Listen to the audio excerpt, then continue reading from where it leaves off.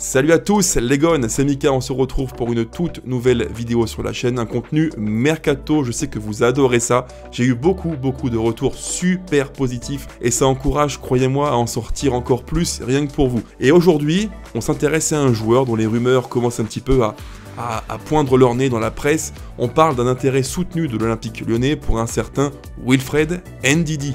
Et pour une telle vidéo, je voulais impérativement l'avis d'un expert, quelqu'un qui l'a vu jouer fréquemment, qui le connaît par cœur, et qui de mieux que Datascout, le compte Twitter de scouting hyper connu qui fait référence sur Twitter, je vous le conseille vivement. D'ailleurs, je mettrai à l'écran, les gones, une copie de son compte Twitter, Datascout, allez-y, allez follow en max, c'est super important, un compte de qualité. Et je vous mets aussi à l'écran la chaîne YouTube d'Alexis, qui est le cofondateur de Datascout et qui a une chaîne perso qui s'appelle Torque, T-H-O-R-K. Allez-y, allez jeter un coup d'œil à la chaîne et abonnez-vous également, les gones. Merci beaucoup. Et avant de commencer la vidéo, vous connaissez la musique, si le contenu vous plaît, posez un like, commentez, c'est hyper important pour le référencement. Abonnez-vous et activez la cloche, je compte sur vous. C'est parti pour une vidéo avec Alexis sur Wilfred Ndidi. Ndidi, moi je pense que c'est quand même un bon recrutement pour un club comme l'Olympique Lyonnais. Le point le plus important pour moi, c'est qu'il arriverait surtout libre. Donc pas d'indemnité de transfert à donner. Bon, après, dans le football, on sait que maintenant, les arrivées libres pour 0 €, ça n'existe plus parce que les joueurs qui arrivent libres, en général, touchent des petites primes à la signature quand même sympathiques. Mais bon, je pense qu'on serait très loin de la dizaine, voire peut-être vingtaine de millions qu'il aurait fallu dépenser s'il lui restait 1 ou 2 ans de contrat. Et pareil dans le jeu, c'est un joueur que je trouve très intéressant par rapport à ce que veut mettre en place l'Olympique Lyonnais. Le premier point très positif, c'est que c'est quand même un joueur avec une grosse expérience. Il y a quand même plus de 50 sélections internationales avec le Nigeria, titulaire à Leicester depuis 7 ans. Il a connu la Première Ligue, la Championship. Bon, malheureusement, il n'a pas connu la grande année de Leicester quand il gagne le titre. Je crois qu'il arrive le mercato d'après, mais oui, il a une expérience absolument dingue. Et l'état physique est assez rassurant pour moi. Alors oui, il a quelques blessures. Cette année, il a eu 1 ou 2 blessures, mais quand on regarde un peu sur l'historique, quand même, on parle d'un joueur qui a 27 ans et qui n'a pas connu d'énormes blessures et qui a, au final, si tu prends 7 ans de haut niveau en Première Ligue, a pas été énormément blessé. J'ai regardé, si tu compiles un peu Première Ligue, les coupes, tout ce qui est Ligue des Champions, les coupes d'Europe, c'est quand même 7 ans à plus de 2000 minutes jouées chaque saison. Donc un joueur qui a enchaîné, évidemment, voilà, qui a connu des petites blessures, mais quand tu regardes son historique de blessures sur Transfermarkt, très honnêtement, il n'y a rien de choquant. On n'est pas sur un joueur qui se blesse toutes les saisons pendant 20 matchs. Non, il a enchaîné, il a connu quelques pépins physiques comme tous les joueurs, mais franchement, c'est très rassurant de ce côté-là. On n'est pas du tout sur un profil de joueur un peu cramé, entre guillemets. Non, ça joue, ça enchaîne.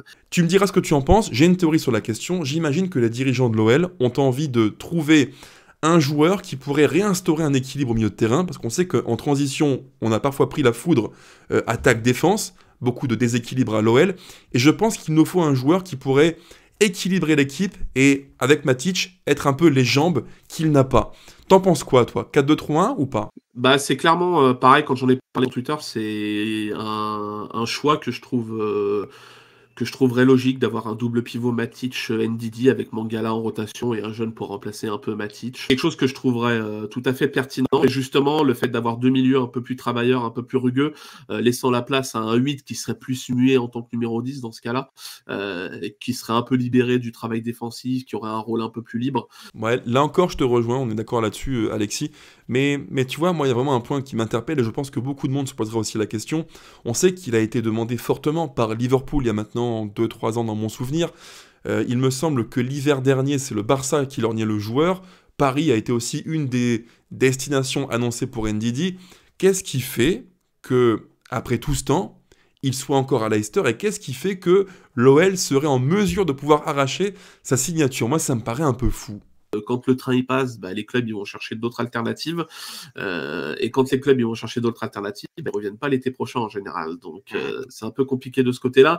Et après, je pense qu'il y a eu la descente de Leicester, etc., qui lui a forcément fait perdre en valeur marchande. Il y a peut-être cette peur d'aller chercher maintenant un joueur qui n'est peut-être plus à son prime en Première Ligue et qui évolue en Championship, qui fait peur à certains clubs. Mais en termes de niveau de jeu, alors oui, très certainement, il a perdu en cote parce qu'il est en Championship, c'est logique. Mais en termes de niveau de jeu, voilà, dans un club comme l'Olympique Lyonnais, il ferait clairement pas tâche et je pense que ce serait un joueur clé de l'effectif, quoi. Là encore, je te rejoins. Je pense que s'il vient à l'OL, à mon avis, c'est forcément pour jouer. Et un joueur d'une telle dimension physique avec son expérience en sélection et en club, je pense qu'il sera forcément un élément central de l'OL. Maintenant, si on revient au profil technique du joueur, on le connaît un peu, on l'a vu jouer en Angleterre assez fréquemment avec Leicester. Quel serait pour toi le profil technique du joueur? Comment tu le perçois? Et je trouve qu'il a fait énormément de qu'il a énormément progressé dans le dernier geste, dans la dernière passe qui fait mal, dans la passe qui va permettre de casser la ligne défensive. Je trouve qu'il a énormément progressé là-dessus. C'est quelque chose au départ sur lequel on n'aurait pas forcément pu miser. Je pense qu'on le voyait plus en tant que numéro 6 assez physique et surtout capable de répéter les courses. Voilà, il y avait un peu de similarité avec, par exemple, un Gana Gueye. Donc il a vachement progressé en termes techniques, vision de jeu et passe. Et maintenant, c'est un milieu ultra complet, même dans les airs, il est très solide. Donc je le vois vraiment, ouais, je le vois même plus comme un 8 que comme un 6. Maintenant, je trouve que le faire évoluer en 6, tu perds un peu en qualité, tu lui permets de moins exprimer sa qualité de passe dans le dernier tiers. Donc je trouve que c'est vraiment devenu plus un 8 qu'un 6, et c'est pour ça que je ne le vois pas trop en remplaçant direct de Nemanja Matic. Ça, c'est un vrai sujet. Est-ce qu'il sera là comme backup de Matic ou est-ce qu'il sera là pour épauler Matic dans un 4-2-3-1? C'est une vraie question, je t'avoue que je n'ai pas la réponse et on verra bien. Mais à mon sens, si l'OL veut chercher un numéro 10, 8 créatif, assez offensif, profil Almada, au profil ces joueurs très techniques et qui sont forts dans le camp adverse, je pense qu'il faudra un joueur d'équilibre. Et dans ce cas-là, dans l'hypothèse où l'OL prendrait un numéro 8, 10 offensif, je pense que Ndidi serait un choix très très pertinent. Maintenant, Alexis, sur les points forts et points faibles du joueur, quelles seraient selon toi les grosses qualités du joueur? Et si tu devais en retenir quelques-unes, quelles seraient les faiblesses d'Ndidi? Première qualité, je pense que je mettrais clairement les qualités athlétiques. Moi, je pense que tu le vois, c'est un joueur, comme j'ai dit, 1m83, mais qui est rapide, qui est quand même puissant sur le terrain. Voilà, il est capable de multiplier les courses. Je pense que, voilà, infatigable. Je pense que de la première à la 90 minutes, je pense que le mec va courir. Ça rappelle un peu un Maxence qui a tendance à devenir performant dans les 30 dernières minutes parce que les mecs en face sont carbo et lui, tu le vois courir partout. Tu te dis, mais il a 3 poumons, c'est pas possible. Donc, clairement, les qualités athlétiques. En deuxième, je pense que je mettrais sa qualité de passe. Parce qu'il a énormément progressé là-dessus et je le trouve vraiment très très intéressant. Donc la qualité de passe, en troisième, je pense que je mettrais la qualité. On pourrait mettre l'activité défensive, même si je la mets un peu dans le fait de multiplier les courses.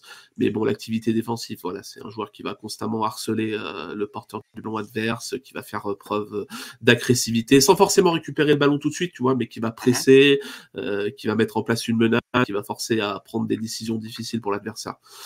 Et après, au niveau des défauts, bah, c'est compliqué parce qu'en fait, ces défauts, ça avait des défauts un peu de finition, ce genre de choses. Mais je trouve que c'est un joueur qui est très bon dans ce qu'il fait. Voilà, ce qu'on lui demande de faire, il est très bon là-dedans. Et après, il a des défauts évidemment de finition. Dans les airs, il pourrait être meilleur. Il n'est pas mauvais, mais je pense qu'il pourrait être meilleur. Mais pour moi, il n'a pas de gros défauts de red flag où tu dis oulala, c'est très compliqué de ce côté-là. Pour moi, c'est un milieu très complet et qui fait bien ce qu'il fait. Voilà, il sait ce qu'il doit faire, il le fait bien. Et après, les petits défauts, c'est des défauts voilà, qui ne sont pas forcément majeurs pour ce poste-là. Alors là, on arrive à une question que souvent on me demande dans les commentaires. On me dit, Mika, à qui tu pourrais comparer le joueur? Et moi, tu vois, quand je vois Ndidi jouer, j'ai en tête un joueur. Alors je ne sais pas si c'est l'origine qui fait que ça me pousse à le comparer à lui, mais je vois en Ndidi un profil assez comparable avec ce que faisait à l'époque, alors un peu plus ancien qu'Ndidi, un certain John Obi Mikel. Ouais, c'est vrai, c'est vrai. Ouais, c'est vrai, c'est vrai. Oui, c'est vrai que Obi Mikel, il avait fait le parcours inverse en reculant sur le terrain. C'est vrai qu'il y a une petite similarité par rapport à Obi Mikel. Je suis pas totalement contre cette comparaison. Moi, comme je t'ai dit, ça me rappelle un peu Gana Gueye, que je trouvais très intéressant de ce côté-là. En France, si tu dois le comparer peut-être à un joueur, tu vas peut-être avoir un Youssouf Fofana, tu vois, ce genre de joueur, ou même je trouve qu'il ressemble aussi un peu, alors pas totalement, mais par exemple un Warren Zaïre-Emery, tu vois, qui est dans l'abattage physique, qui est capable de jouer un peu 6, un peu 8, qui va aussi être capable d'être décisif dans le dernier tiers du terrain. Bon après, Warren Zaïre-Emery, on sait la fin de saison qui était pas top, mais c'est ce genre de profil-là, quoi. Et enfin, Alexis, là, il faut que tu sois impérativement honnête et transparent avec nous, le plus franc possible. On imagine que tu es le directeur sportif de l'Olympique Lyonnais. Est-ce que toi, en tant que DS, Alexis, tu signerais, est-ce que tu prendrais Wilfred Ndidi? Tout dépend de la prime à la signature et le salaire qu'il va falloir lui verser, parce que c'est aussi une dimension dont on n'a pas parlé, mais le le salaire des joueurs en Championship. Alors oui, c'est de la Division 2, mais bon, on parle de Leicester, qui est une équipe qui va remonter, voilà, une grosse équipe de Championship, donc on sait que les salaires avec les droits TV sont monstrueux en Angleterre, donc il faut aussi voir le salaire qui va lui être versé, parce qu'on sait que l'Olympique Lyonnais va devoir aussi faire preuve d'austérité par rapport à ça, qu'il va falloir libérer pas mal de joueurs des Lovren, qui ont des gros salaires et qui vont peut-être permettre de libérer de la masse salariale. Donc j'ai envie de te dire, si la prime à la signature est correcte et que tu lui verses pas un gros salaire, bah, pour moi c'est une signature qui est bien évidemment ultra positive pour l'Olympique Lyonnais.